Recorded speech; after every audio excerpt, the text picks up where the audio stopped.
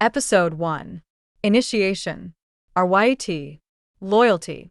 Freshman year at Barrington University. I kneel in the middle of the darkly lit room along with 20 other men. My hands are secured tightly behind my back with a pair of handcuffs. My shirt is torn, and blood drips from my busted lips. I'm panting, still trying to catch my breath while my heart beats like a drum in my chest. It's hard to hear over the blood rushing in my ears, and I'm sweating profusely. We were dragged out of our beds in the middle of the night to serve. Our freshman classes at Barrington University start in 2 weeks, but we already have to show our loyalty to the Lords. You will always have to prove yourself, my father once told me. You are each given a task, the man calls out as he paces in front of us. His black combat boots slap against the concrete floor with each step, the sound echoing off the walls. Kill or be killed. Now, how many of you can fulfill it? I can, I state, lifting my head to stick my chin out in the warm and sticky air. Sweat covers my brow after the fight.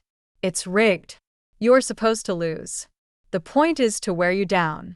See just how much you have to give. How far you can go. I made sure to win mine, no matter what it took. He smirks down at me like I'm fucking joking. Riot. You seem so confident in yourself. I know what I'm capable of handling, I say through gritted teeth. I don't like being second-guessed. We were each raised for this to be a lord.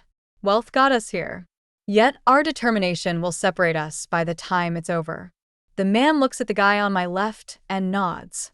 The guy walks behind me and yanks me to stand by the back of my shirt.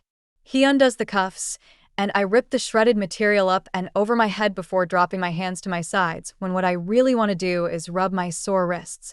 Never show weakness. A lord does not feel. He's a machine. The man steps up to me with a knife in hand. He holds it out handle first to me, his black eyes almost glowing with excitement. Show us what you can do. Taking it from him, I walk over to the chair bolted to the floor. I yank the bloody sheet off the chair to reveal a man tied to it. His hands are cuffed behind his back, and his feet are spread wide and secured to the chair legs. I'm not surprised I know him. He's a lord. Or was. The fact that he's restrained tells me he's not anymore. But that doesn't change my orders. Kill without questions. You want to be powerful?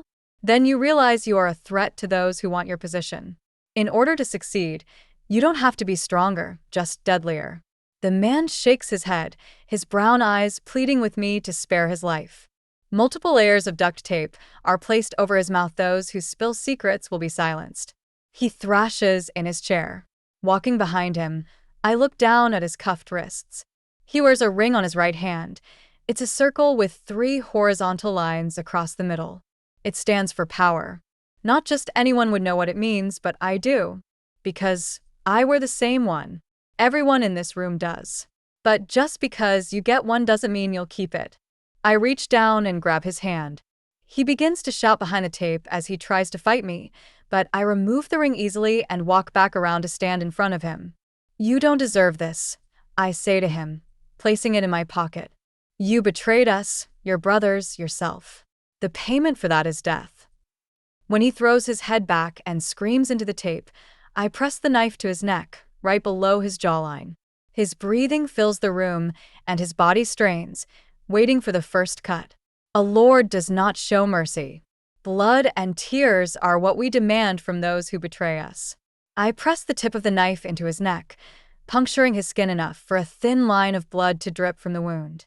He begins to cry, tears running down his already bloody face.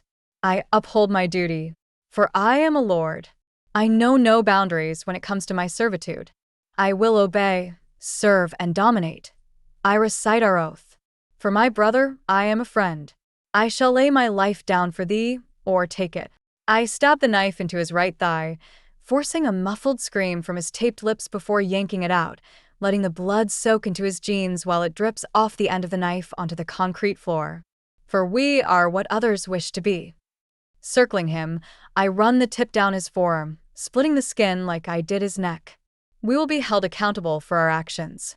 I stab him in the left thigh and tug it out as his sobbing continues. For they represent who we truly are. Jerking on the collar of his shirt, I rip it down the middle to expose his chest and stomach. The same crest that's on our rings is burned into his chest. It's what we are given once we pass our trials. Gripping the skin, I pull on it as far as I can with my right hand, then slide the blade through it with my left, cutting it from his body. He sobs, snot flying out of his nose as the blood pours from the gaping hole in his skin. His body begins to shake while he fists his hands and thrashes in his chair. I throw the skin to the floor to rest at his feet. A souvenir for later. I walk behind him. The only sound in the room is his cries muffled by the duct tape.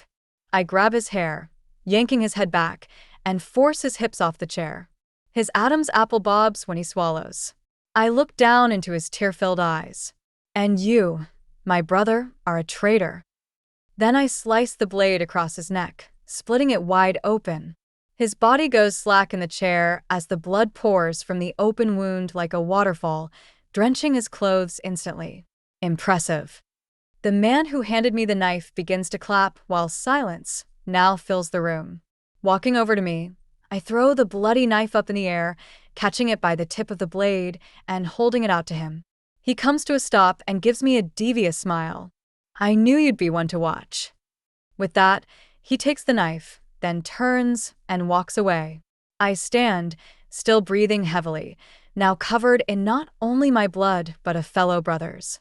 Lifting my head, I look up at the two-way mirror on the second-floor balcony, knowing I'm being watched and knowing that I just passed my first test with flying colors. Full story is available at novelpalace.com. Click the link in the comment section to get it free.